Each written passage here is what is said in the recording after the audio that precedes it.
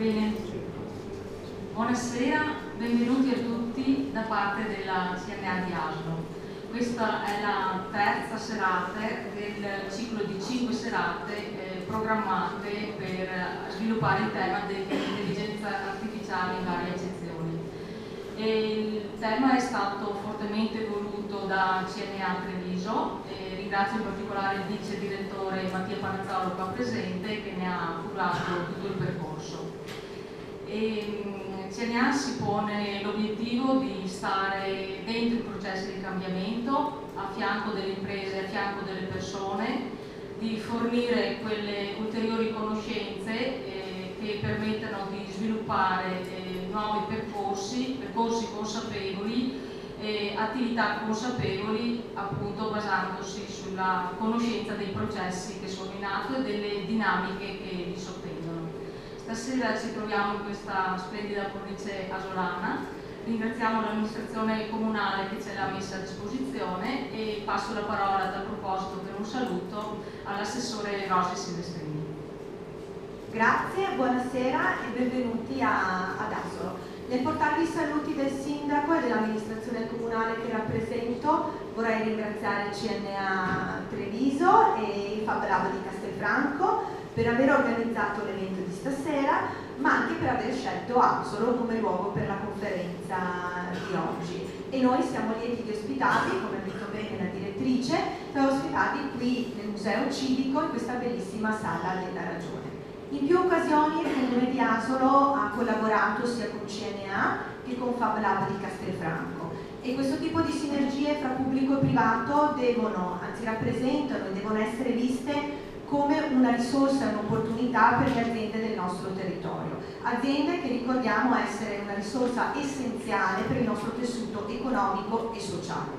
La CNA come associazione di categoria si è sempre posta con giusto spirito di collaborazione nei confronti dei diversi attori locali, è attenta ai diversi cambiamenti della nostra società e cerca di offrire degli strumenti alle nostre aziende, ai nostri lavoratori, non solo per affrontare ma anche per comprendere questi cambiamenti. Ed è seguendo questo obiettivo che noi questa sera ci troviamo, come è stato giustamente anticipato, ci troviamo ad affrontare un tema che è tanto affascinante quanto complesso, ovvero il rapporto fra l'uomo e la tecnologia e anche le diverse implicazioni che comporta a livello etico e sociale. Per cui non mi resta veramente che come imprenditrice, come associata a CNA, oltre che amministratore locale, veramente ringraziare CNA Treviso e Fab Lab non solo per aver organizzato ma per aver pensato questo ciclo di conferenze. Ringrazio anche la nostra ospite, la nostra relatrice, la dottoressa Boldrin e Elena Casagrande che poi ci presenterà l'associazione Chiave di Sofia. Per cui grazie a tutti e buona serata.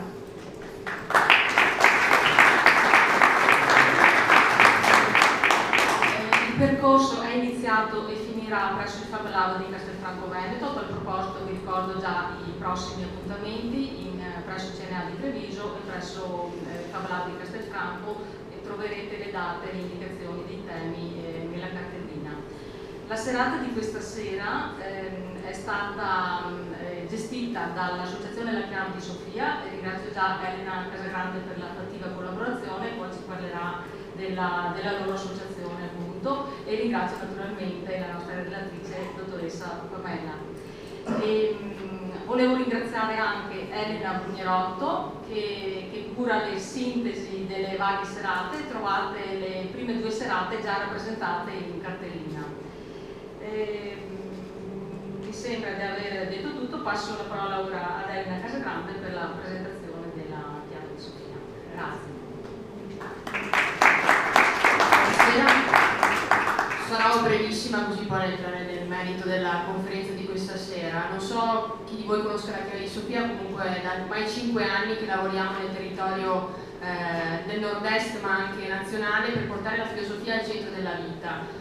Noi nasciamo sofferenti di come veniva fatta la filosofia in università, nel senso che abbiamo sentito forte l'assenza di un collegamento tra la filosofia e la vita. E quindi abbiamo trovato un modo per in qualche modo riportare la filosofia al centro di quelle che sono le questioni che ci riguardano tutti indistintamente. Lavoriamo quindi affinché affinché la filosofia possa essere quel veicolo, quello strumento privilegiato attraverso il quale ne possiamo rileggere la complessità del tempo presente.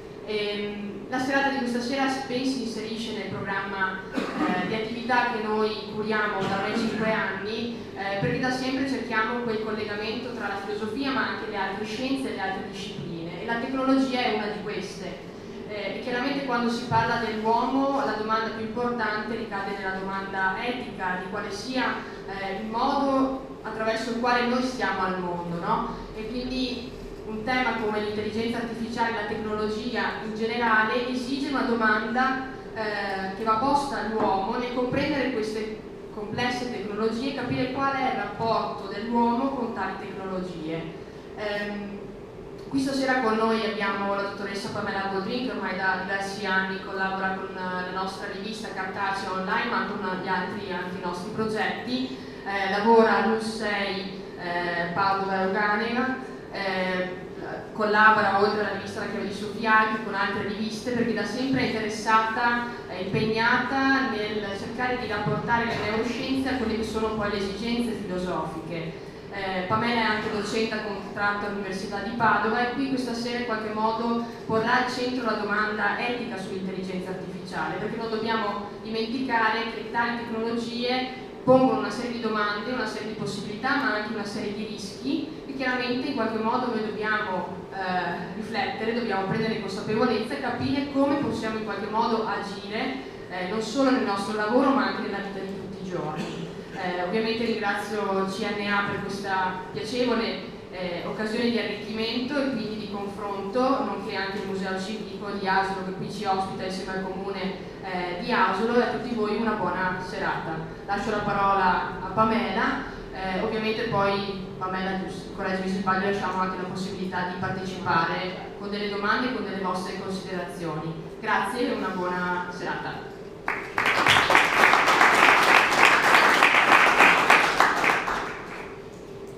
Ringrazio dell'invito sia il CNA che di Sofia e il Museo Civico per avermi invitato a questa serata, con l'onore e l'onere di introdurre un pochino questo argomento, che è un argomento veramente ampio, per cui dovremmo in un'oretta cercare di dare un po' di prospettive e scegliere un taglio, una direzione che ho appunto pensato di declinare con alcuni contributi disciplinari, in particolare quello della filosofia, dell'etica e delle neuroscienze, che sono il campo della mia formazione personale.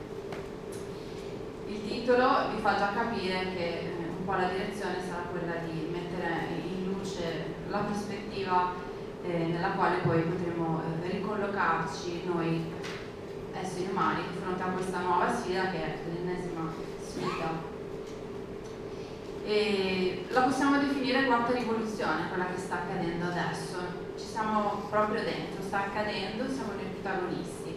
È importante prenderne atto, perché spesso chi è dentro la rivoluzione non ha la capacità di realizzare la portata del cambiamento. È più facile dopo, nel corso della storia, appurarlo, e invece siamo noi protagonisti, quindi possiamo fare delle scelte, dobbiamo fare delle scelte. Quarta rivoluzione viene dopo altre tre. In questa nomenclatura si intende la prima rivoluzione, quella copernicana, che ha spostato il centro dell'universo dalla Terra, non più alla Terra, quindi non siamo più il centro dell'universo. La seconda è quella darwiniana, per cui con l'evoluzione siamo stati tolti anche lì dalla centralità dell'essere collocati, pronti e fatti, con una destinazione ben precisa, ma frutto di un'evoluzione anche del caso. La terza è quella sollevata da Freud, che fino a quel momento eravamo convinti di essere padroni della nostra mente, poi è spuntato anche l'inconscio, quindi ecco, di nuovo tolto una funzione del nostro potere, della nostra centralità su questo pianeta. La quarta ci è intesa in un'ulteriore minaccia in qualche modo, perché se eravamo comunque, per quanto ridimensionati, le uniche forme capaci di intelligenza, adesso abbiamo le macchine che cercano, attraverso di noi chiaramente, di emulare le nostre capacità. E quindi può dire che siamo entrati nell'iperstoria, perché con la tecnologia, in particolare la tecnologia del mondo digitale, tutto accade in maniera estremamente veloce. E praticamente ci siamo trovati che attraverso il mondo digitale in generale noi facciamo tantissime cose. Ci informiamo, quindi conosciamo il mondo, i fatti, comunichiamo con le persone che conosciamo, ma anche con persone che non conosciamo, e possiamo chiedere alle macchine di eseguire dei compiti al posto nostro. Voi capirete che queste tre cose occupano un'importante porzione del nostro tempo, e quindi in qualche modo abbiamo spostato una cospicua porzione della nostra esistenza in un mondo che prima era impensato, insomma il mondo virtuale.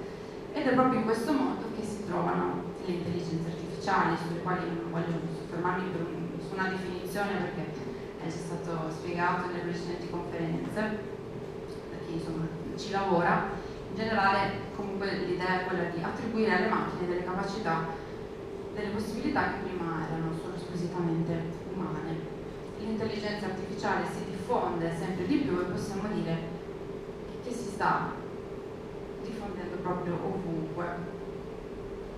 E prima di parlare dell'artificialità e delle sue conseguenze vorrei fare una riflessione prima su di noi, perché siamo noi a confronto con le macchine, e mettere un attimo il focus su quello che è, su quelle che sono le possibilità del nostro cervello, il nostro organo iperconnesso, è molto più connesso il nostro cervello di qualunque sistema artificiale attualmente, che ha la possibilità di pensare e creare innovazione nel mondo. Questa innovazione attraverso gli strumenti produce un sistema culturale che poi nuovamente agisce sul nostro modo di vivere, sui nostri cervelli. E quindi volevo farvi riflettere su come la dialettica, innovazione, strumenti e poi cultura sia in qualche modo una circolarità virtuosa che non smette mai di agire in un circolo propriamente. È importante tenere a mente, per il senso di tutta la presentazione, che tutti gli strumenti per natura hanno una natura ambigua, nel senso che se ne può fare un buon uso o un cattivo uso, qualunque strumento. E un'altra caratteristica, proprio in funzione della nostra capacità cerebrale di costruire e adattarci a nuove produzioni, è il fatto che noi tendiamo talmente tanto a entrare in sintonia con i nostri strumenti che si può dire che li percepiamo come estensioni di noi, e questo è importante perché ci dice quanto possiamo avvicinarci alla modalità di interazione con lo strumento.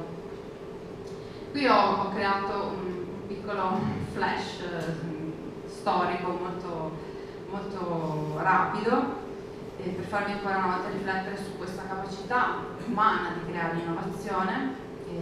La preistoria è stato un lunghissimo periodo che possiamo dirsi concluso ad un certo punto con l'invenzione della scrittura, ma possiamo sicuramente nominare l'invenzione del linguaggio come quella facoltà che ci ha tirato fuori improvvisamente, anzi non improvvisamente, in realtà molto gradualmente, da quello che era il mondo animale. Quindi noi ci distinguiamo sicuramente dai primati per la capacità di produrre il linguaggio. Vi volevo far riflettere sul fatto che ogni innovazione produce una modificazione cerebrale. Noi possediamo delle aree deputate al linguaggio. Quindi in questo modo vedete che la distinzione tra naturale e artificiale già viene meno, perché in qualche modo siamo fautori noi stessi del nostro mutare in quanto esseri insomma di natura in qualche modo. Dopo il linguaggio, vi ho già menzionato, l'invenzione della scrittura è stata fondamentale. Non saremmo qui a fare queste cose se non avessimo inventato questo sistema che inizialmente era assolutamente laborioso, faticoso, non era tutt'altro che accessibile, è rimasta per millenni una questione di privilegi poter utilizzare questi codici. Però anche per fare questo abbiamo di nuovo riciclato le nostre possibilità cerebrali, per cui abbiamo imparato a dedicare una parte del nostro cervello, riconfigurando la sua architettura neuronale, per dedicarci a questa specifica attività. e tutti i bambini quando vanno a scuola fanno questo passaggio, e quindi nuovamente un'innovazione che produce un mutamento umano in qualche modo. Dopo le civiltà antiche, quindi dove collochiamo l'invenzione della scrittura, possiamo considerare poi un importante passaggio, quello medioevo, dove si migliorano quelle che sono le capacità di scrittura, si rende più fluida la possibilità di leggere e di scrivere, in quanto era inizialmente veramente complicata. E altro passaggio importante è l'invenzione della stampa, che ha reso possibile creare più documenti scritti di quanto si facesse prima con gli amanuensi, e ha reso possibile anche la diffusione delle biblioteche. Addirittura stiamo parlando tra 1500 e 1400 e 1600, la scrittura è diventata qualcosa che prima non era mai stato, ovvero una modalità di intrattenimento. I libri non erano mai stati qualcosa per intrattenere il pubblico, erano legati a funzioni amministrative o comunque depositarie del sapere, religiose, mai era stato uno strumento per intrattenersi sui libri. Quindi tutto sommato non abbiamo così tanti secoli alle spalle di cultura, di strumenti dedicati, no? Alla crescita individuale, accessibili. La diffusione dei libri ha sicuramente creato in noi i presupposti per renderci tutti, pian pianino, con gli secoli, degli abili lettori, tanto che insomma l'analfabetismo possiamo dire che in Occidente l'abbiamo praticamente sconfitto. E quindi nuovamente, no? Una cultura che si crea proprio perché gli strumenti diventano accessibili a tutti. Se tutti sanno leggere, tutti possono accedere alla conoscenza, ed è per questo che rispetto a tutte le innovazioni del passato siamo tutti chiamati a riflettere questa volta su questa rivoluzione, perché tutte le altre magari non erano possibilità delle persone avere gli strumenti per gestirle dal punto di vista del pensiero, della presa in carico. Quindi questa volta invece dobbiamo assolutamente tutti prendere un pochino più dimestichezza con quello che sta accadendo. E poi l'ultimo step è quello dell'era informatica, per cui la conoscenza veramente non ha più confini, possiamo dire. Visto che ho menzionato già questo organo iperconnesso, iperplastico, volevo così farvi riflettere sulla sua capacità di connettersi. Attualmente, entro il 2020 si stima che ci saranno 50 miliardi di oggetti connessi a internet su tutto il pianeta. Noi nella nostra testa, con 1 chilo e poco più di materia, abbiamo 100 miliardi di neuroni. Quindi la nostra capacità di connettere è veramente altamente superiore a quello che possiamo fare artificialmente. Però poi vedrete, man mano capirete che questa complessità va un po' tutelata, ha bisogno di essere nutrita e presa in carico. Quindi una complessità che possiamo trovare fuori di noi. Qui vedete il simbolo del web, che è una rete connessa, e questo è un concetto molto importante perché siamo connessi noi con l'ambiente, è connesso il web ed è connesso a tutto il pianeta. È tutto estremamente complesso proprio perché le connessioni sono diciamo altamente diffuse, e noi umani in realtà abbiamo proprio una difficoltà a cogliere queste connessioni. Basta riflettere su quello che sta accadendo a livello di ecosistema. Noi stiamo realizzando che abbiamo un po' perso di vista le derive di quello che produciamo continuamente col nostro impatto sul pianeta, proprio perché siamo tanti, siamo sempre di più e tutti quanti abbiamo un impatto, e quindi la complessità va in qualche modo anche presa in carico, e poi vedremo che l'artificiale ci può aiutare moltissimo, proprio perché noi non siamo bravi a fare tutto e alcune cose le fanno meglio le macchine. Quindi vedete un po' il focus del concetto di connessione, il concetto di complessità, ecosistema, cervelli e rete, no? C'è un'analogia tra questi concetti. Va detto che la complessità è aumentata notevolmente anche perché oltre ad essere diventati tantissimi abbiamo un potente sistema di manipolazione e azione nel mondo che concettualmente si definisce la tecnica, che non è la tecnologia sono i singoli dispositivi, la tecnica è proprio un sistema di pensiero che noi occidentali abbiamo brevettato, ed è la nostra possibilità di agire e manipolare il mondo in senso neutro fino a questo momento. Se dobbiamo immaginarcela, potremmo vederla così, molto accattivante, decisa, seduttiva, dotata di mezzi di velocità, no? Tecnologici, e in questa configurazione, in questo sistema di pensiero va collocato anche l'intelligenza artificiale, ma tutto il mondo digitale, tecnologico, tutta la possibilità, insomma, che noi con l'innovazione continuamente apportiamo alla modificazione, alla manipolazione del mondo intorno a noi. Il vantaggio della tecnica quindi ha un potere di una propulsione enorme, noi non riusciremo mai a contenerla perché fondamentalmente è utile, risponde a bisogni, desideri, necessità, problemi, lo fa in modo pratico, lo fa in modo semplice, perché a noi quando arrivano degli strumenti che sono pronti a interagire con noi molto spesso, non abbiamo bisogno di sapere cosa c'è dentro un computer per imparare ad usarlo, no? Quindi questa è un'altra caratteristica che fa sì che la tecnica entri con i suoi dispositivi molto vicino, molto a contatto con la nostra modalità di pensiero. E poi l'altra sua interlocutrice, chi è il motivo per cui siamo qui stasera, è l'etica.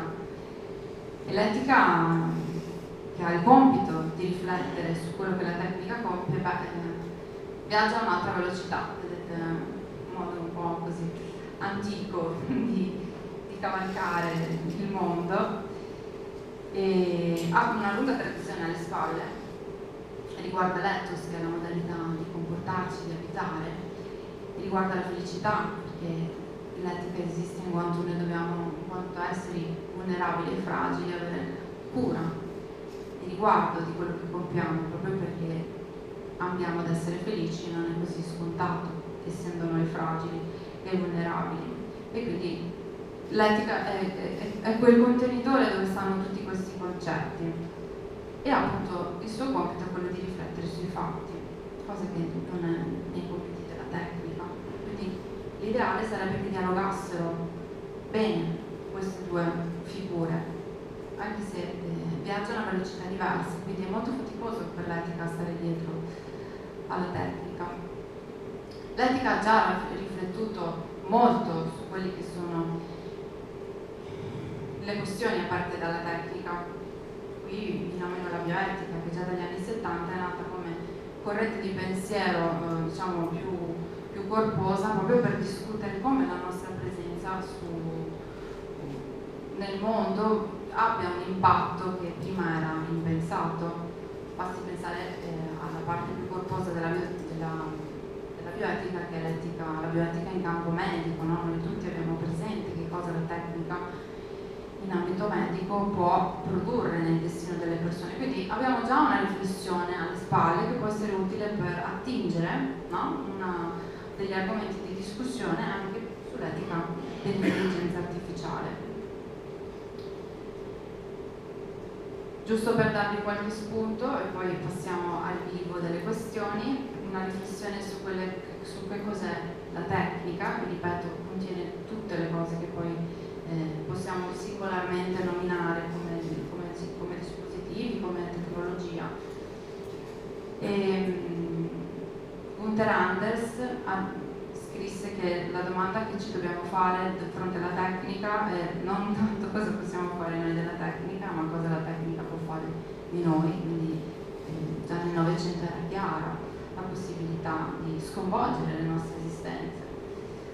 Emanuele Severino: la tecnica è il supremo modo di far diventare altro le cose, portarle dal nulla all'essere, dall'essere al nulla, che vorrebbe dire produrre e distruggere. Se ci fate caso un po' il nostro sistema di vita, consumismo, produzione, nuovo consumismo, nuova produzione.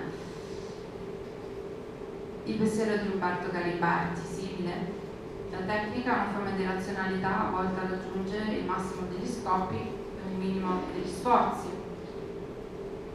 Similmente, Salvatore Natoli: è difficile sciogliere la tecnica dall'ambiguità, come già vi dicevo, gli strumenti sono sempre ambigui, che da sempre la distingue quella dell'essere insieme salvezza e tracotanza, guadagno e rischio. Tra l'altro questi due filosofi li abbiamo interessati anche per la chiave di Sofia, quindi potete trovare le loro interviste. Quindi che abbiamo bisogno dell'etica è chiaro. Ne abbiamo così bisogno che in realtà per quanto riguarda l'intelligenza artificiale c'è già molto fermento in questo senso.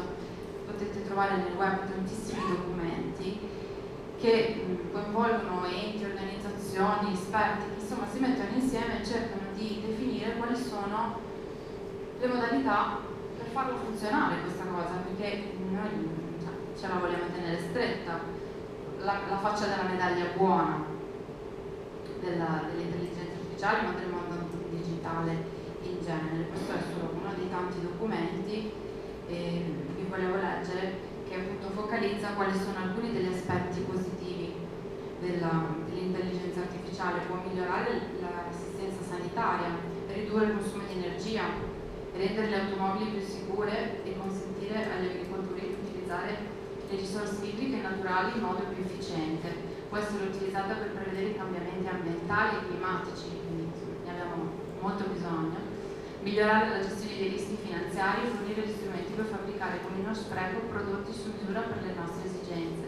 Può anche contribuire a intercettare le frodi e le minacce di cybersicurezza e consentire alle forze dell'ordine di lottare più efficacemente contro la criminalità. Quindi insomma sono tutti punti assolutamente importantissimi. E quindi poi i documenti si spendono a elencare quali sono i focus sui quali premere di più anche dal punto di vista delle istituzioni, delle leggi. E quindi continuando a enfatizzare quelli che sono gli aspetti positivi prima di passare alle criticità, quello che possiamo far fare alle intelligenze artificiali in genere e che forse riesce anche meglio loro, per esempio analizzare grandi quantità di dati, analizzare questi dati in funzione anche del trovare regolarità, caratteristiche, lavorare con previsioni e probabilità. Noi non siamo molto bravi a farlo, per esempio, e impostare e mantenere controllo prolungato, svolgere compiti di attenzione prolungata. Noi tutti insomma subiamo cali di attenzione, le macchine questo problema assolutamente non ce l'hanno. Oltretutto possiamo anche addossare del rischio fisico a dei robot, per esempio, quindi togliere il rischio di fare del male degli esseri umani. Per contro però non è che le macchine ancora ci uguagliano particolarmente, nel senso che ci sono cose che sanno fare molto bene, però l'intelligenza quella vera, completa, la posseggono ancora soltanto gli esseri umani. Alcune cose che possiamo fare ancora molto meglio noi, formulare questioni, ragionare, intuire, creare, capire il contesto, astrarre concetti da pochi esempi. Un bambino impara molto più facilmente di una macchina. Machine learning deve vedere migliaia di gatti prima di capire che l'oggetto è un gatto. Un bambino ha bisogno di vedere molti meno esempi. Astrarre dall'esperienza, per esempio, corporea leggi. Noi tutti, se vediamo una foto con un umano sospeso in aria, capiamo benissimo che questo viola le leggi, perché abbiamo un corpo che acquisisce una conoscenza. Assolutamente anche un bambino 5 anni la può capire questa cosa, insomma non è necessario particolarmente cultura, quindi ci sono delle caratteristiche che ancora le macchine fanno fatica ad avere. E quindi ben venga l'intelligenza artificiale quando può fare molte di queste cose, darci una mano in lavori faticosi, pericolosi, noiosi, trarre dai dati previsioni utili a evitare il peggio. Per esempio con lo stesso sistema di analisi degli acquisti su Amazon è possibile studiare quelle che sono le attività di certi soggetti conosciuti come sospetti terroristi e provare a prevedere quali saranno i loro prossimi attacchi. Questo funziona con una buona percentuale di successo. Gestire i fallimenti, ci sono sistemi che riescono a prevedere quando una banca sta iniziando ad andare in crisi e avvicinarsi a un fallimento, addirittura scoprire che c'è in arrivo un'epidemia influenzale dalle ricerche su Google, del tipo di sintomi che si digitano, identificare minacce di cybersecurity, analizzare grandi quantità di dati. E potremo anche insomma pensare che magari ci può veramente dare una mano dove noi non siamo così abili, per esempio gestire gestire i nostri consumi, no? Pensare che a livello così individuale riesca a intervenire un aiuto nella gestione di quelli che sono gli sprechi, i consumi. Magari già nelle grandi aziende esistono le intelligenze artificiali in questo senso, però sarebbe auspicabile un uso più diffuso. E quindi passiamo adesso un attimo alle criticità, che sono quelle che ci pongono la sfida etica, altrimenti non ci sarebbe bisogno di parlare di etica dell'intelligenza artificiale.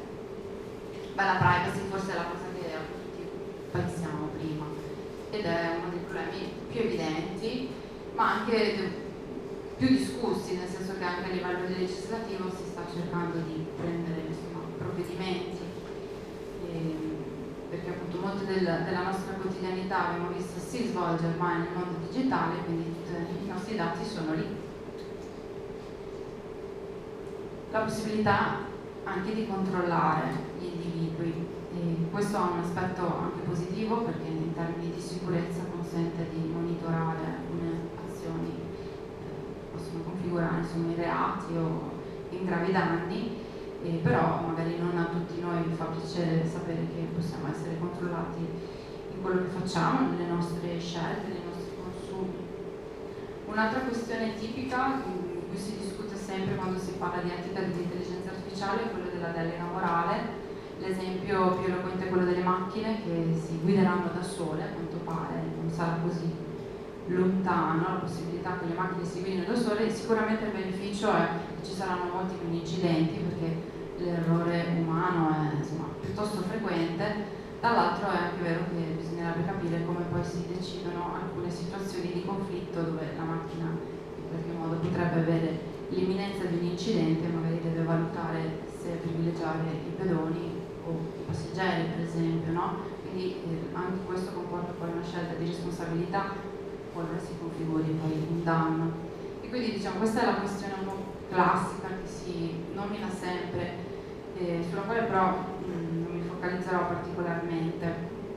Le intelligenze artificiali possono compiere errori, possono avere a Wall Street quando un algoritmo ha fatto partire una compagnia, un'azienda in pochi secondi facendo le operazioni sbagliate. E poi c'è il grosso problema degli stereotipi, che adesso vedremo con degli esempi. L'opacità è la questione per cui alcuni sistemi di intelligenza artificiale, faccio l'esempio del machine learning, sono talmente sofisticati che non sappiamo poi la macchina come fa ad elaborare le risposte che emette, e questo può avere delle implicazioni fastidiose se per esempio si tratta di decidere della vita di qualcuno. E andando in una questione un po' più così, diciamo, complessa e filosofica, la possibilità che in qualche modo trasferendoci, smaterializzandoci, entrando nel mondo virtuale, cambino in qualche modo le nostre modalità di vita e ci configuriamo in modalità più consone all'utilizzo delle macchine, perdendo qualcosa di noi. E poi c'è tutta la questione dell'empatia con le macchine. Noi possiamo affezionarci alle intelligenze artificiali? E ancora non siamo lontanamente vicini, ma se la complessità delle macchine dovesse veramente diventare altissima, potrebbe essere che diventino dei soggetti etici loro stesse, o potrebbero anche svalutare le relazioni umane. E quindi un effetto accumulo della tecnica, che in tutte queste questioni, ma sono anche molto altre, ci fa capire come i nostri spazi vengono ridisegnati, le nostre consuetudini e quindi anche la nostra identità, che è un concetto sicuramente multiforme, però abbiamo una vaga idea di cosa sia essere un essere umano. Per quanto riguarda gli stereotipi, volevo portare adesso qualche esempio tratto da pagine così di diffusione delle notizie. Nel 2016 Microsoft ha fatto questo esperimento, ha messo un chatbot su Twitter, un sistema di autoapprendimento del linguaggio, e dopo poche ore aveva imparato a dire dagli utenti le cose peggiori. quindi frasi addirittura razziste. Qui c'è l'esempio dove dice dobbiamo costruire un muro col Messico e il Messico lo deve pagare. Quindi dopo è stato tolto immediatamente, perché insomma prima criticità, se si parla dal web si parla da quello che c'è, se c'è del marcio viene appreso anche quello, quindi cosa ci restituisce? Una specie di specchio di quello che accade dentro il web. Quindi il machine learning impara dai dati, se trova del marcio impara anche da quello. Un altro esempio, sempre che qui si parla di machine learning, quindi di queste macchine che acquisiscono dati, poi elaborano delle risposte, in America è già utilizzato per attribuire il rischio a dei presunti criminali, e si è visto che la macchina trova spesso la correlazione che una persona di colore più spesso commette crimini, e quindi traduce questa correlazione in una causalità, quindi attribuisce sempre un maggior rischio di commissione di crimini, quindi aggravamento della pena se la persona coinvolta è di colore. Scientificamente è scorretto trasformare la correlazione in causalità, fatto sta che comunque questo viene utilizzato nei sistemi giudiziari americani, quindi comunque riguarda già la vita e le scelte di alcune persone. E ovviamente all'interno dell'America si interroga se sia giusto fare questo. Altro esempio di apprendimento, diciamo, scorretto dal web, quando le intelligenze artificiali appunto possono essere razziste e sassiste. Questo è un articolo pubblicato su Nature, una delle più importanti riviste scientifiche al mondo, che pone appunto alcuni esempi di come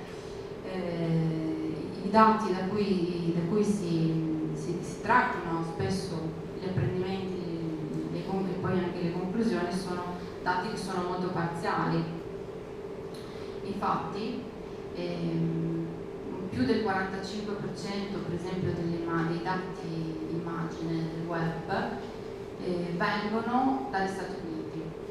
Gli Stati Uniti sono residenza di solo il 4% della popolazione mondiale, quindi vedete come farsi un'idea sul mondo facendosi diventare il proprio bagaglio di conoscenza su uno singolo Stato effettivamente porta contributo alla diversità e alla ricchezza della risposta finale. Un esempio è stato trovato in questo sistema che imparava dalle immagini del web a trovare melanomi, quindi insomma assolutamente un'utilità clinica non indifferente, e questo algoritmo si esercitava con le immagini del web, però nel web ci sono molte più immagini di persone bianche che di persone nere, quindi è emerso che questo sistema non era abile a rilevare i melanomi sulle persone di colore, quindi anche qui una carenza della diversità dei dati. E quindi sostanzialmente questi sono tutti articoli che denunciano quali sono le criticità. Fatto scalpore il caso di Amazon, che utilizzava un'intelligenza artificiale per reclutare il personale, ha assegnato alla macchina un bagaglio di dati, la macchina ha imparato che si assumevano molti più uomini che donne, quindi quando faceva le selezioni le donne le scartava, aveva semplicemente appreso dalla realtà quello che era un costume in atto. E qui un altro esempio veramente classico, anche Google che fa l'opzione di etichettatura delle foto. Qualche anno fa si è sbagliato, i grattacieli erano grattacieli, gli aeroplani erano aeroplani, e due persone di colore ha scritto gorilla. Questo ovviamente è stata una gaffa tremenda che Google ha fatto, è stata poi rimediata, però altro campanello d'allarme. Se dobbiamo imparare da quello che hanno imparato le intelligenze artificiali, potremmo anche prendere delle cantonate.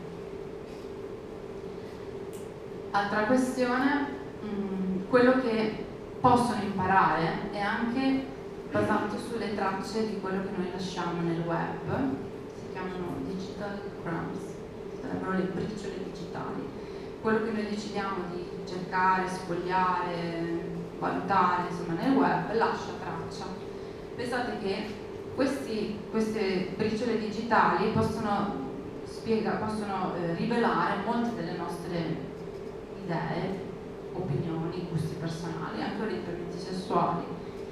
E ci sono dei programmi che riescono a interpretare questi dati e a stimare la possibilità che la persona in questione sia afflitta da depressione. Quindi si sta addirittura pensando di utilizzare questi strumenti per cercare di aiutare, no, quella che è la diagnosi dei disturbi depressivi, che non sono affatto in calo, anzi, e questo potrebbe essere un uso ottimale, benefico, però potrebbe anche essere utilizzato in direzione opposta per acquisire dati sensibili e utilizzarli, perché magari, perché no, nella valutazione di una curriculum, magari associare il livello di fragilità, di vulnerabilità di una persona potrebbe sicuramente inficiare la sua vita. Questi sono un pacchetto di problematiche che in linea teorica non sono irrisolvibili, anzi potrebbero essere un bel input per dire miglioriamo il mondo partendo dal migliorare il web, no? Se noi ci dobbiamo specchiare, magari il circolo diventa virtuoso se cerchiamo tutti di farne, insomma, anche un uso migliore, anche semplicemente magari quando scriviamo sui social, per esempio. E quindi questo, diciamo, è un pacchetto di situazioni potenzialmente anche gestibile e risolvibile. Un'altra questione è quella che si configura non solo come intelligenza artificiale, ma anche empatia artificiale, perché uno degli altri utilizzi che si sta, insomma, cercando di studiare, di mettere a punto sulle macchine, è quello della possibilità di interpretare quelli che sono i nostri stati d'animo, i nostri umori, e questo potrebbe avere diversi usi, alcuni dei quali, per esempio quello della diagnosi di stati umorali a rischio, ma per esempio prima di arrivare alle macchine interamente automatiche potrebbe essere una modalità di dispositivi che indagano il nostro stato di vigilanza, ma anche di umore mentre guidiamo, quindi magari interagiscono con noi dicendoci ti stai addormentando, fermati, oppure sei un po' su di giri, fai una pausa. Però potrebbero anche essere utilizzati a fini di marketing per valutare magari come noi stiamo giudicando un prodotto commerciale. Quindi anche qui si può valutare se farne un uso buono o un uso, insomma, più utilitaristico.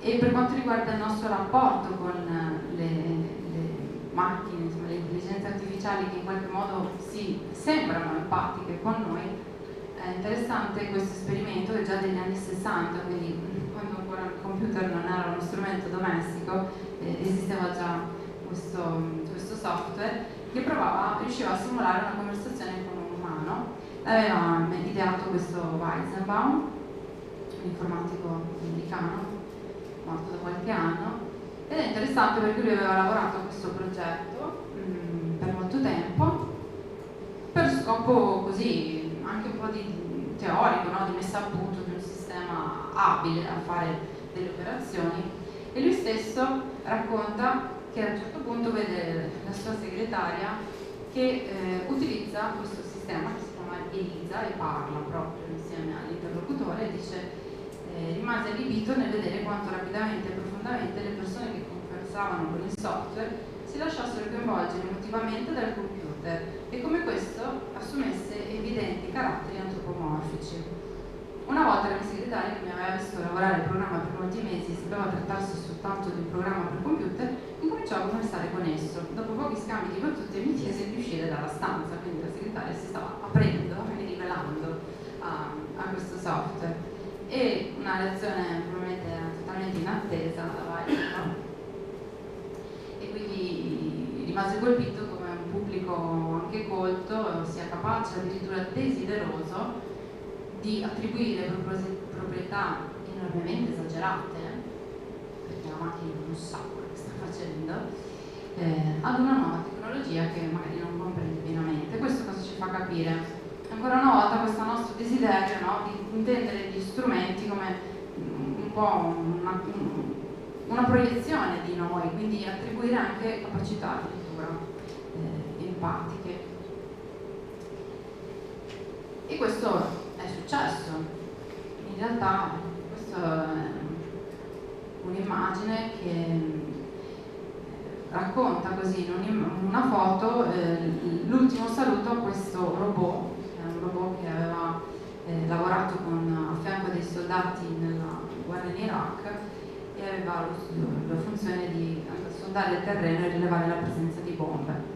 Quando poi è andato fuori uso era talmente sentito come parte del team dei soldati che si è meritato questa cerimonia di saluto. Quindi noi abbiamo un desiderio di antropomorfizzare gli altri oggetti e quindi questo ci deve un po' fare interrogare fino a che punto arrivi questo desiderio.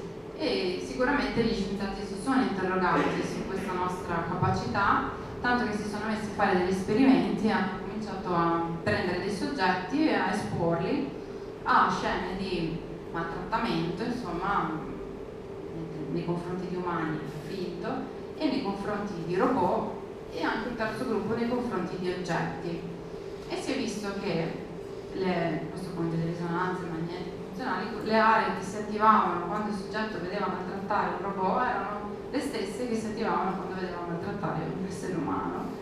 Non accadeva questa cosa per gli oggetti, quindi ancora una volta abbiamo pronto il terreno, no? Per renderci sensibili anche a delle entità che si mostrino in qualche modo con delle caratteristiche umane. Quindi insomma, se pensiamo a quanto potranno evolvere ancora le intelligenze artificiali, ha senso anche interrogarsi su quanto poi noi potremo reagire a questa evoluzione. E quindi la possibilità di empatizzare, quindi di attivarsi emotivamente a quello che sta accadendo di fronte a noi, sia un umano o sia appunto anche un oggetto antropomorfizzato, in qualche modo ci richiama a riflettere sulla nostra capacità empatica.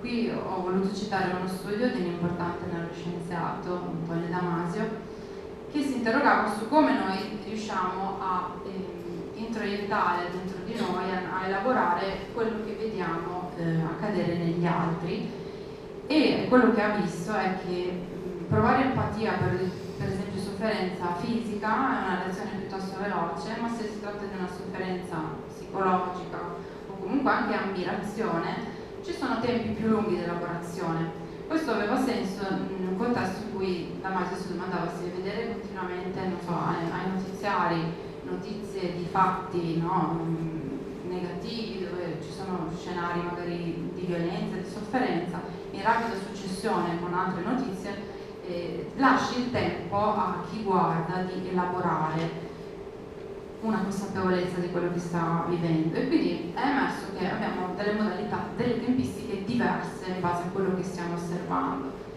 e fondamentalmente le emozioni più complesse richiedono anche più tempo, e la questione della velocità non è indifferente quando noi stiamo parlando di un intero mondo digitale, virtuale, che avviene a velocità molto sostenute. Infatti dal momento che molto di quello che facciamo accade dietro uno schermo, può essere il computer, può essere anche il cellulare, guardate quante funzioni abbiamo potuto spostare al computer.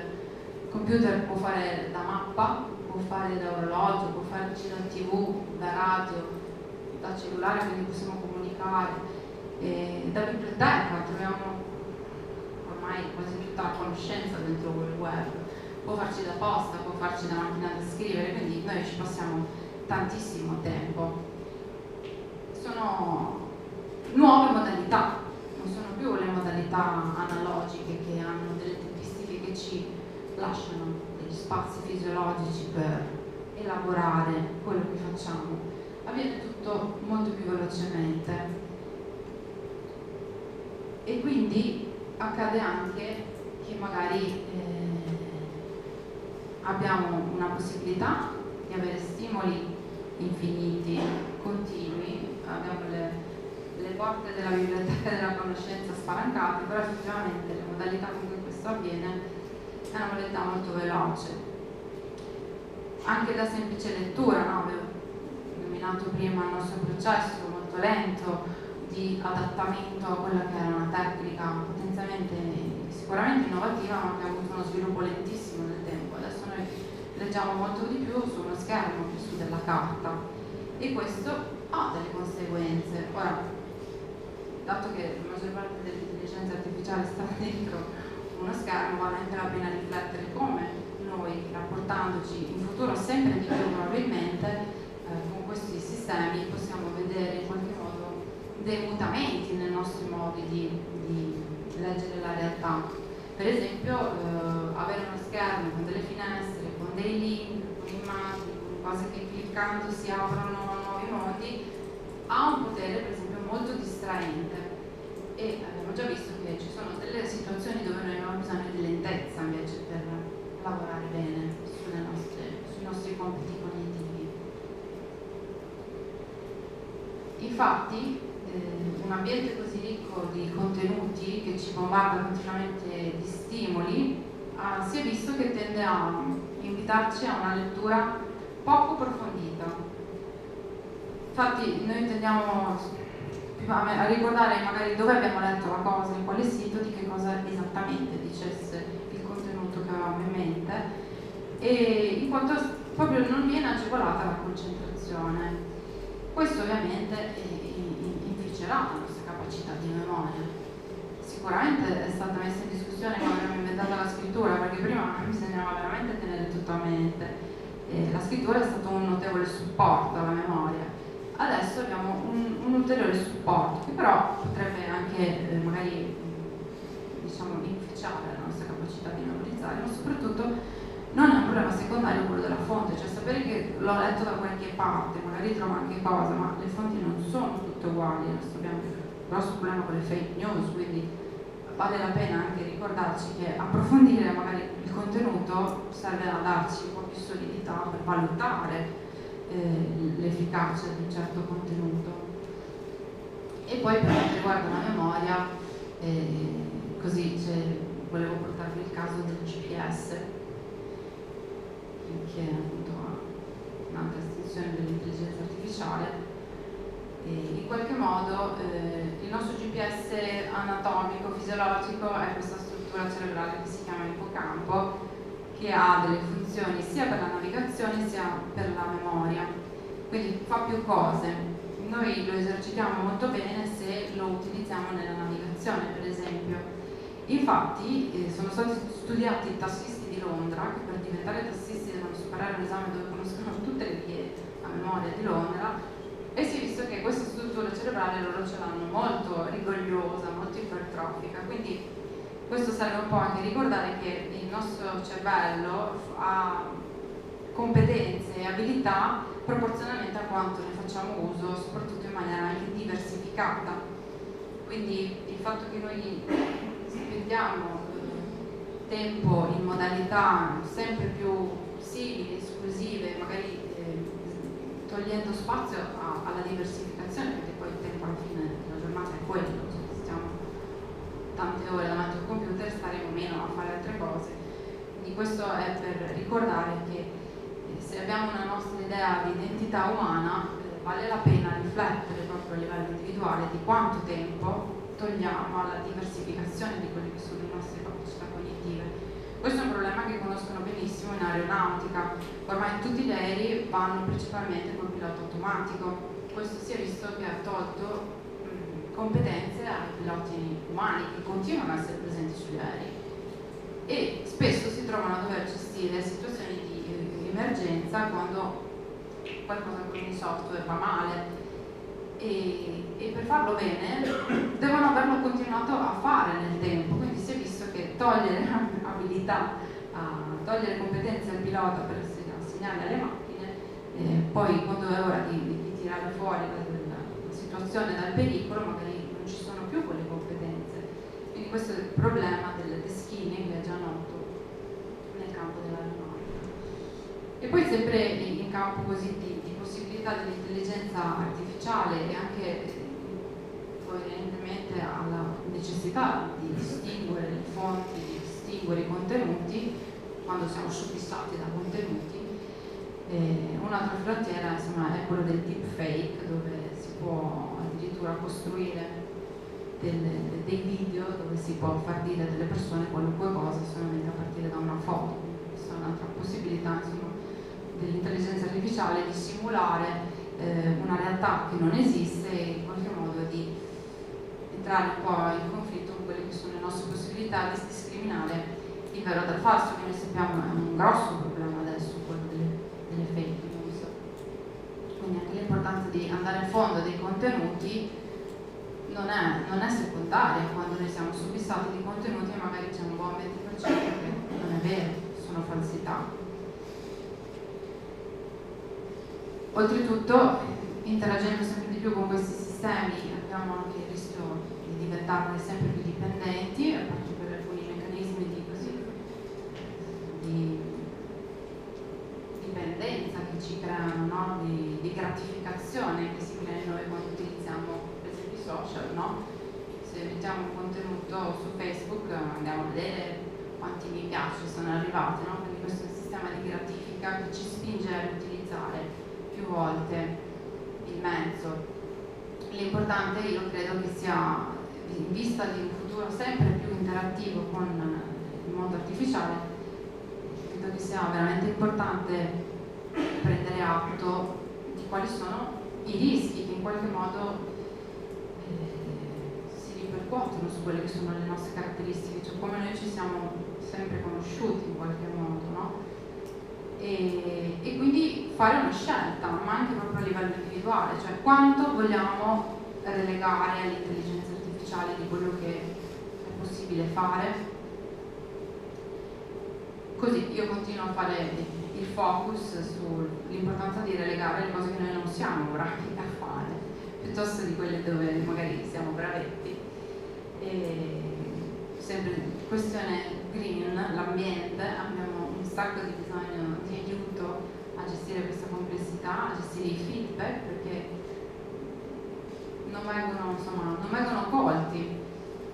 E un altro aspetto, sempre così con l'aiuto un po' delle neuroscienze, della psicologia cognitiva, è quello della nostra capacità decisionale. Noi siamo abilissimi a fare scelte, a fare prendere decisioni, però abbiamo bisogno di tempi importanti, di molta concentrazione, quindi ci sono alcune situazioni dove noi non utilizziamo affatto la razionalità, quindi siamo convinti di operare scelte di senno e invece sono scelte magari deviate per esempio da stati d'animo, da emozioni. Su questo tema è interessantissimo il libro di Kahneman, il premio Nobel per l'economia, Pensieri lenti e veloci. È veramente una guida a quanto noi siamo pessimi decisionisti, utilizzatori di razionalità in alcuni contesti.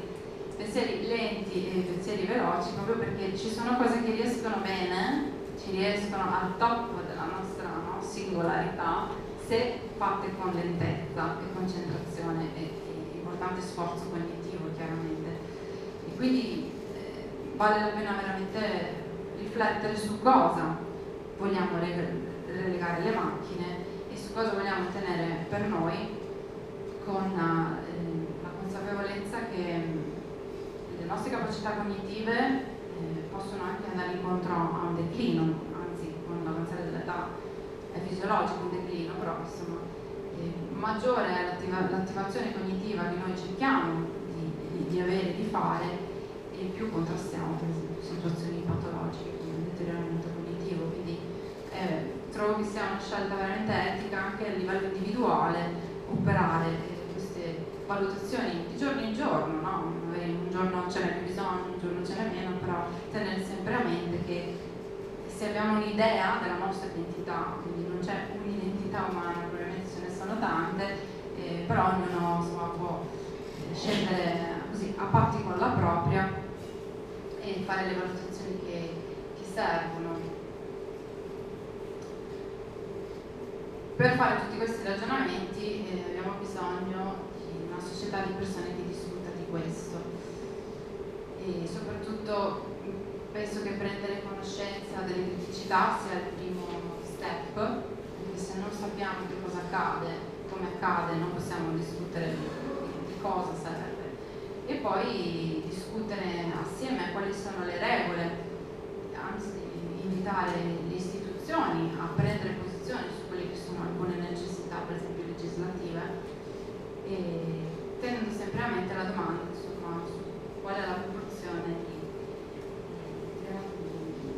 tempo, di materialità, di esistenza nelle nostre vite che vogliamo relegare e quindi considerare che ha una possibilità di controllo, di manipolazione, e quali, insomma, a quali condizioni lo vogliamo fare e quanto invece vogliamo tenere per noi, con la consapevolezza, ribadisco, che tutti gli strumenti hanno sempre questa ambiguità, dobbiamo noi tirare fuori la nostra peculiarità umana facendone un buon uso, così come il fuoco ci ha regalato il privilegio di scaldarci e cucinare i cibi, allo stesso tempo dobbiamo fare enormi danni e distruggenti alle foreste, quindi è sempre a noi la scelta di quale uso e quali sistemi di contenimento mettere in atto per trattenere i rischi che comunque non sono eliminabili.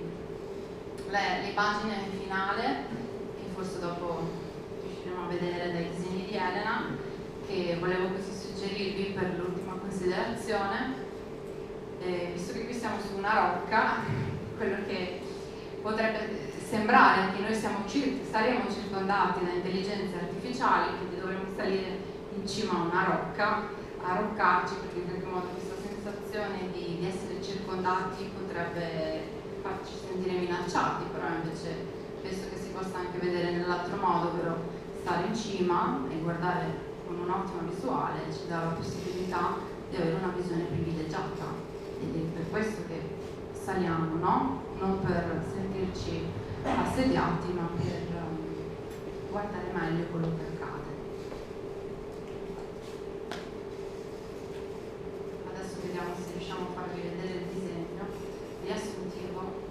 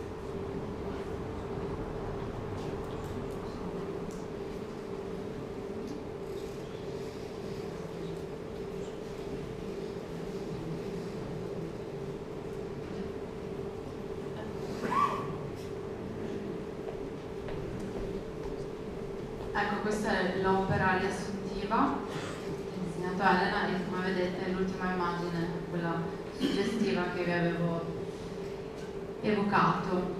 E possiamo, insomma, aprire il dibattito sugli spunti appunto raccolti da Elena, se ci sono delle domande o anche delle opinioni, delle sensazioni, delle considerazioni più che domande, perché forse siamo ancora al punto che bisogna fare bene le domande, porsi le giuste domande.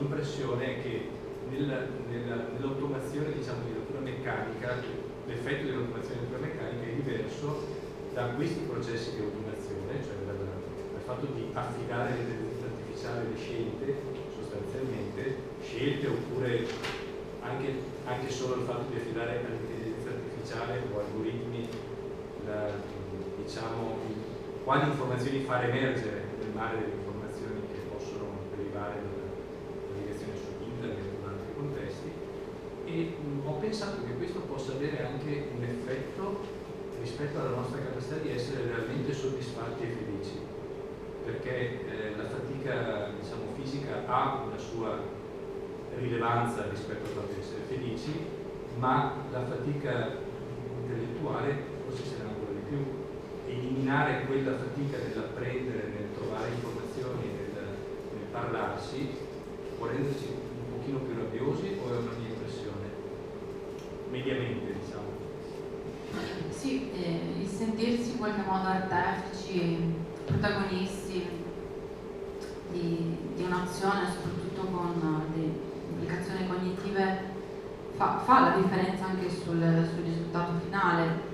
Mi viene in mente che in molti campi, laddove l'intelligenza artificiale riesce a fare compiti molto sofisticati, cioè guidare un aereo, in realtà una delle soluzioni a cui si sta virando è di non delegare troppo all'intelligenza artificiale, ma di rendere l'umano e l'intelligenza artificiale dei colleghi che lavorano insieme, anche proprio perché indipendentemente dal fatto che può avere un migliore successo, questo rende in qualche modo più sensato il lavoro, perché o il lavoro lo sottraiamo totalmente all'essere umano, lo affidiamo alla macchina, ma abbiamo visto che ci sono ancora un sacco di problemi, oppure se li facciamo lavorare assieme dobbiamo lasciare uno spazio di azione, di realizzazione importante all'essere umano. E abbiamo visto che in realtà si è visto che è molto efficace, per esempio in un altro campo dove si prevede, so che la prossima conferenza sarà sul lavoro, su come le intelligenze artificiali interagiranno con i lavoratori, però commentandomi ho visto che un altro ambito così che suscita questioni è quello della medicina.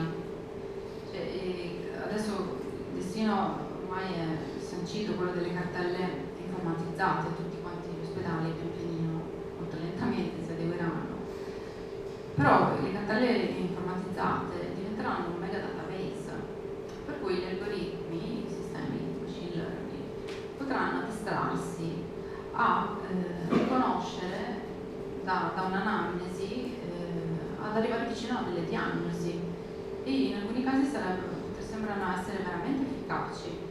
E allora il medico che cosa rimane da fare? Cioè, se è stata una professione così importante, stimata e prestigiosa, se la direzione è quella di lasciare tanto spazio al lavoro di diagnosi alle macchine, perché magari effettivamente ci riescono anche bene, quale sia la giusta formula.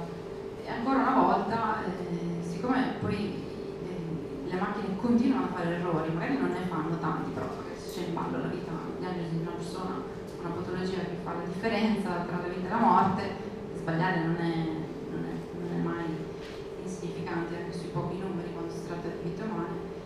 In realtà una delle modalità su cui si pensa di incentivare questo tipo di ricerca è proprio quella della collaborazione, cioè di mettere insieme l'algoritmo, quello che è il sistema artificiale, e l'umano, spartendosi in qualche modo i compiti. E qui veramente è una sfida, e credo che il contributo delle neuroscienze sia anche proprio dire che cosa è utile, che cosa serve, no? Molte cose vengono bene se fatte, cioè non basta pensare, c'è un'importante distinzione tra pensare un fatto e agire e metterlo in pratica. Noi sappiamo che se smettiamo di fare una cosa per tanto tempo, poi ci ritorniamo, siamo impacciati, abbiamo bisogno di rivisitare con il corpo le azioni, anche quando ci sono delle procedure molto complesse. Io penso sempre a quello che ha davanti il pilota dell'aereo quando guida, che insomma, per i non piloti è assolutamente inconcepibile, incomprensibile. E quindi in realtà la sfida è condividersi spazi d'azione anche in funzione poi della nostra situazione, perché il lavoro è differente, che lasci a suo agio il lavoratore soddisfatto di quello che sta facendo. L'esempio della professione medica secondo me è eloquente, cioè il medico che cosa sta a fare? Sedere solo, stampare l'impegnativa, non rimane granché del lavoro di medico. Poi in realtà c'è tutta una discussione su come l'intuitività dei professionisti che hanno trovato una certa esperienza sia anche se ineguagliabile, e l'intuitività le macchine non ce l'hanno, quindi sono bravissime a sfogliare milioni di dati in un secondo, però a volte l'intuitività non arriva, cioè non è eguagliabile da questa capacità. Quindi veramente discutere su cosa lasciare, cosa tenere, si declina in termini proprio di efficacia dell'azione finale, cioè il miglior risultato per il destinatario di quell'azione è una combinazione delle abilità macchine, umane. Però è importante insomma riflettere su cosa siamo bravi, migliori a fare, proprio questo, mettere idealmente insieme di meglio.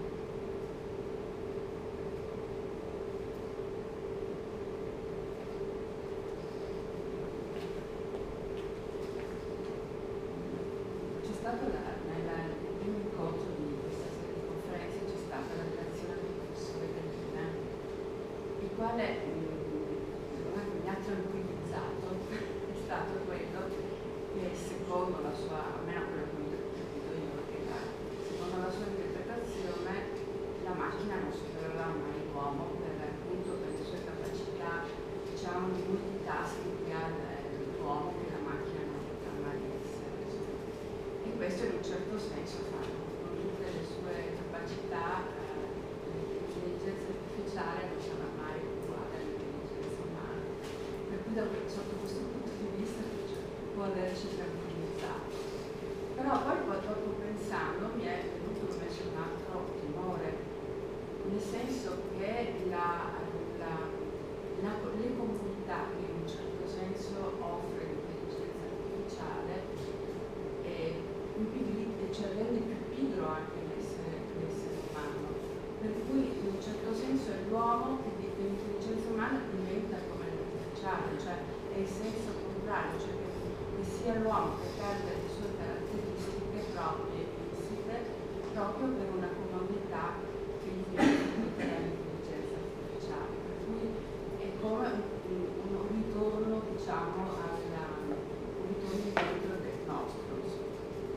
E una cosa che mi è venuto in un certo senso sarà perché io sono favorevole sempre agli studi umanistici, nonostante il mestiere altamente diciamo, tecnologico, diciamo, perché presumo che per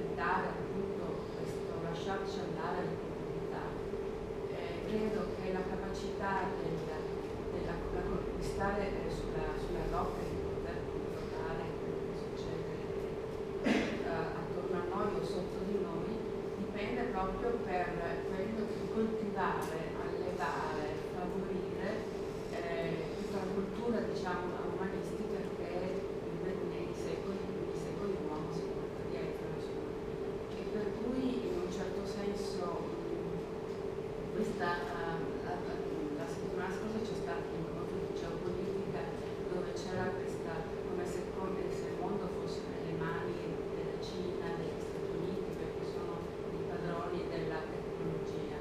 Presumo che in tutta questa storia il futuro dell'Europa, del mondo occidentale, potrebbe anche essere questo, appunto quello di custodire, di alimentare, di diffondere sempre la nostra cultura umanistica, insomma, proprio per mantenere questo differenza che c'è con l'intelligenza artificiale e per salvarci un po' alla fine.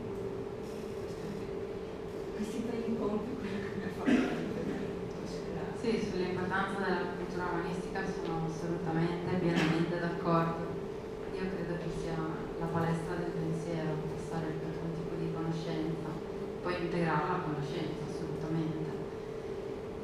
In realtà dicevo che la Cina, che si sta preparando a diventare questa grande potenza, sta copiando quella che è la nostra storia di ascesa verso il successo, per cui in realtà nei percorsi di formazione scolastici le facoltà, le materie umanistiche sono molto presenti in Cina, molto più di quanto stiamo facendo noi, che stiamo surclassando, mettendo in seconda linea. Perché? Perché stanno guardando come abbiamo fatto noi.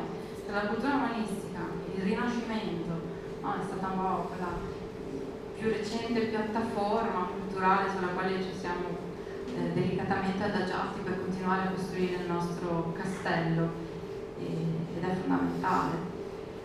Per quanto riguarda la consolazione che le intelligenze artificiali non saranno mai come noi, non è quello che pensano a Google.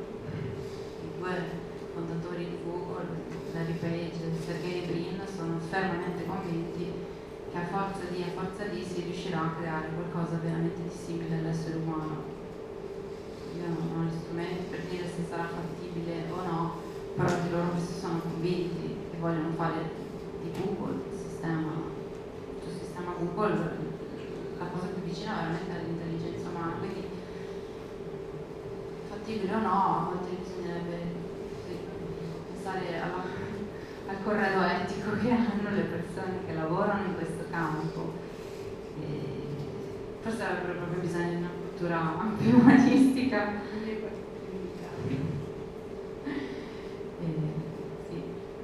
Sul fatto invece di avvicinarci più noi alle macchine, l'esempio della lettura che ho fatto è già una modalità, cioè leggersi tutto Guerra e Pace di Tolstoi.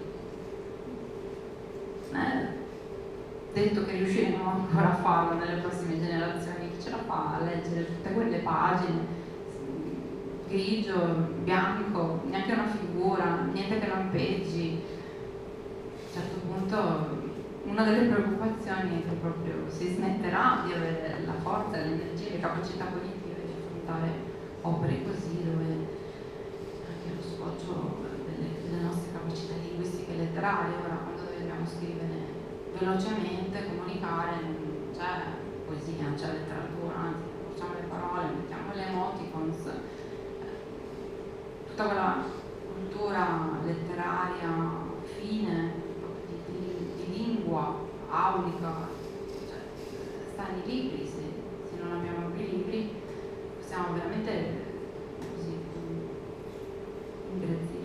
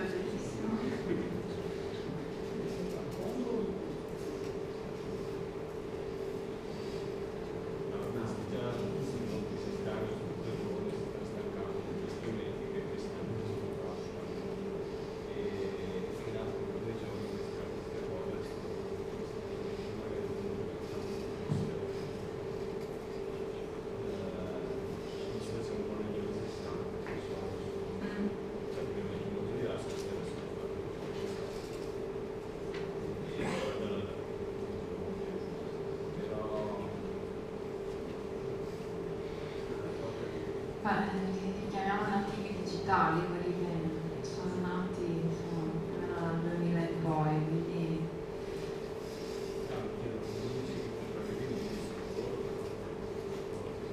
sì. Diamo di speranza. Io non sono particolarmente ottimista, però vorrei essere smentita assolutamente.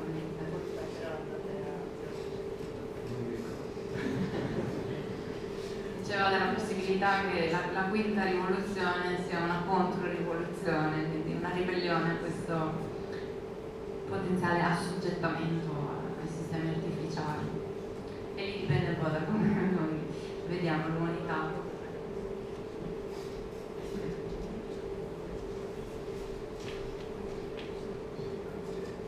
Sì, grazie. No, una domanda un po' provocatoria, ma nel senso, giusto per sapere il suo parere, ma quando si parla spesso di questi temi qua, come dire, si dice a volte l'intelligenza artificiale non raggiungerà mai quella dell'uomo, che noi abbiamo delle capacità irraggiungibili. Magari si dice noi abbiamo la facoltà di osservare i fenomeni dall'alto e via dicendo. Però mi pare che dicendo così forse ci si dimentica della prima rivoluzione di cui lei parlava oggi, cioè quella copernicana, che ha detto che l'uomo in realtà non è il centro, cioè l'uomo non è, come dire, il risultato massimo insuperabile del processo evolutivo anche. E quindi mi pare che si commetta un po' un errore che abbiamo già fatto, cioè quello di considerarci superiori alle altre forme di vita e anche in questo caso all'intelligenza artificiale, che in realtà sin da subito non ha cercato un percorso evolutivo per raggiungere le prestazioni dell'uomo, ma invece come dire, con tecniche che hanno preso una strada diversa è arrivata oggi a fare delle cose che non siamo riusciti a fare, cioè l'intelligenza artificiale come divorzio, come dice il professor Torri.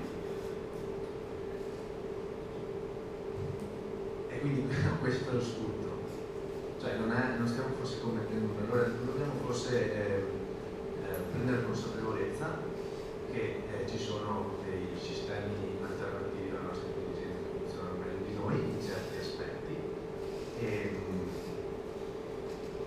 cercare di piegare il più possibile in quei campi dove possiamo, perché anche la mente umana è un oggetto a un'arma a doppio taglio, potremmo dire, guardando insomma la nostra storia. Beh, sul fatto di ridimensionare l'antropocentrismo sono d'accordo, magari non per lasciare il posto al macchinocentrismo, ma per ricollocarci in una posizione più equilibrata rispetto al resto del pianeta. Questo sì. C'è un libro degli anni 60 in inglese, non è mai stato tradotto, si intitola The Buddha in the Robot di Masahiro Mori. Questo è un ingegnere robotico, costruiva robot e un sistema culturale giapponese buddista. A un certo punto gli è venuto l'ispirazione che siccome Buddha sta dappertutto, non c'è nessun focus egocentrico nell'universo, ma tutto è connesso, anche i robot potrebbero avere della buddhità. È un libro molto strano in realtà, molto bello, molto filosofico, perché in questa prospettiva non tolgono niente a noi, perché siamo noi che dobbiamo riposizionare in maniera un po' più equa, ridistribuire questo egocentrismo, questo essere noi al centro dell'universo. Non è che dobbiamo cedere in toto a un'altra entità, ma va proprio, credo, ridistribuita questa, come si può dire, il libro parla proprio di entità, questo essere parte di una rete, ecco. In realtà il sistema, l'icona del web è molto, molto etica, perché nel disegno non c'è un punto più grosso, è una rete, è una maglia, e noi invece non ci vediamo così, non ci vediamo puntini di una rete, noi ci vediamo dismorfia visiva, siamo enormi, punti enormi, in realtà siamo tanti puntini piccoli e interagenti in un ecosistema dove anche la più piccola forma di vita fa la differenza nel risultato finale. Quindi possiamo metterci anche le macchine, però poi ci vuole un riguardo etico, diciamo, esteso, ecco, ridistribuire l'attribuzione di valenza etica a tutte le cose del mondo. In questo senso sì, potrebbe avere il suo perché.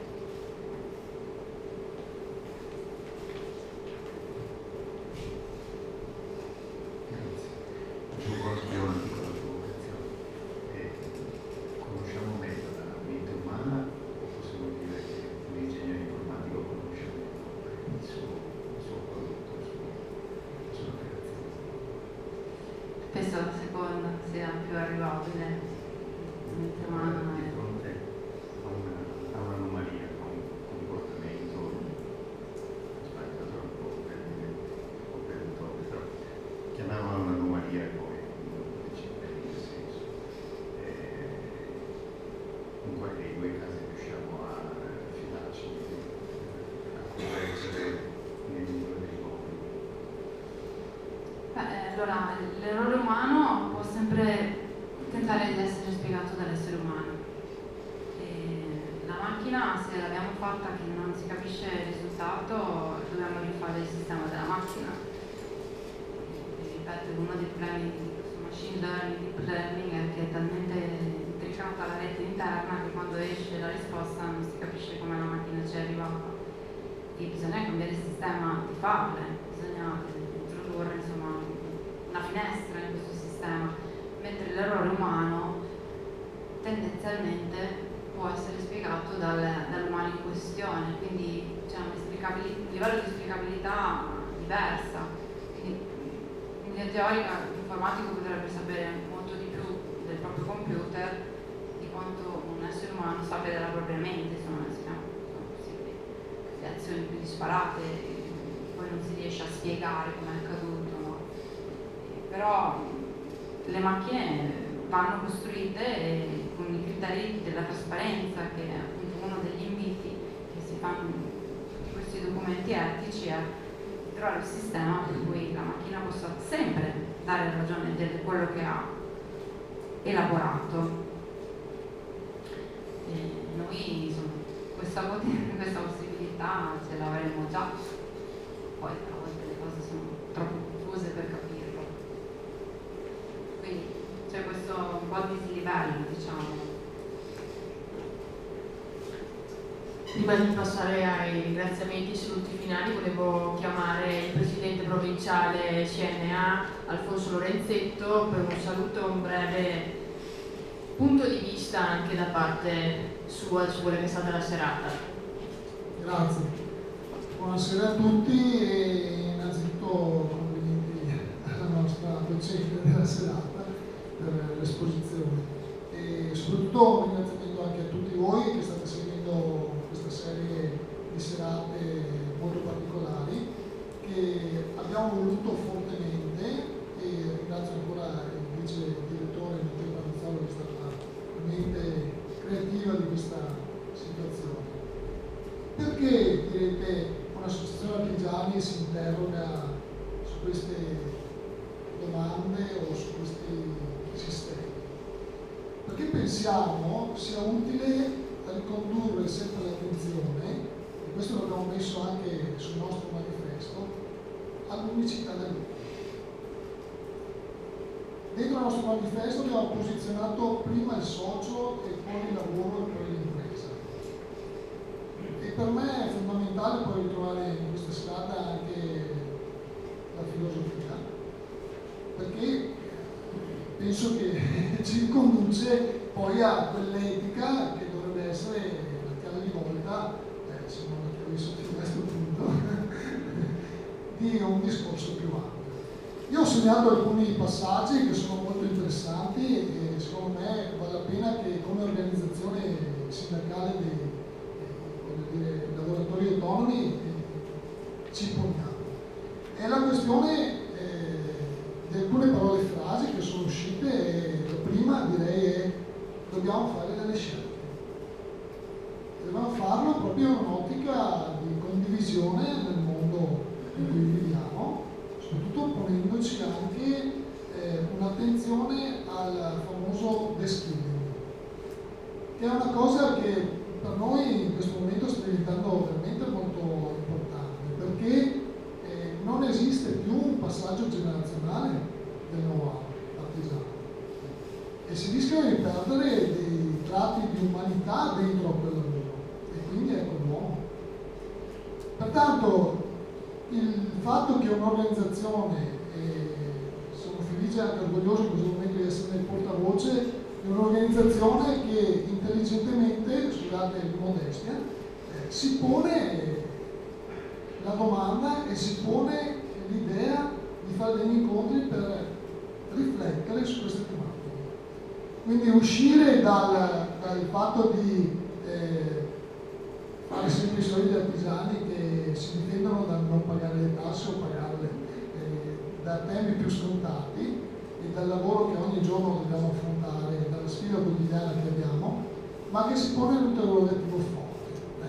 Questo io penso sia un grande monito per noi, in primis che ci crediamo in questa rappresentanza, ma soprattutto che ci pone anche là per andare oltre e vedere e interrogarci su grandi tematiche che poi l'uomo sarà costretto ad affrontare. Chiudo con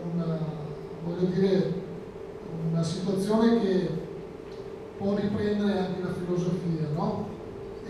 Per me è molto importante che nel lavoro artigiano, nel lavoro dell'uomo, ci sia sempre la passione, quindi che riconduca a una felicità.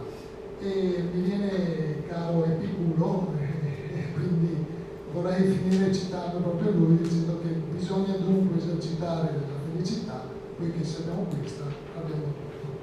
Io vi ringrazio.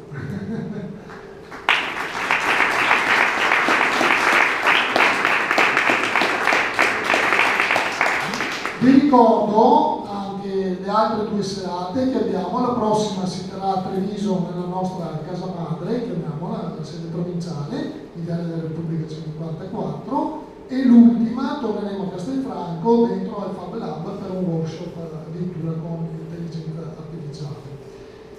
Dentro in cartellina trovate anche un questionario che vi prego di compilare, perché ovviamente abbiamo bisogno anche del vostro feedback generoso e posso usare il termine di onestà intellettuale, nel senso che abbiamo bisogno di capire dove andare.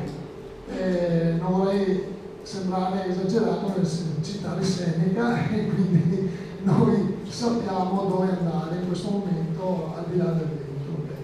Grazie e buonasera a tutti. Ovviamente direi un grande applauso alla dottoressa.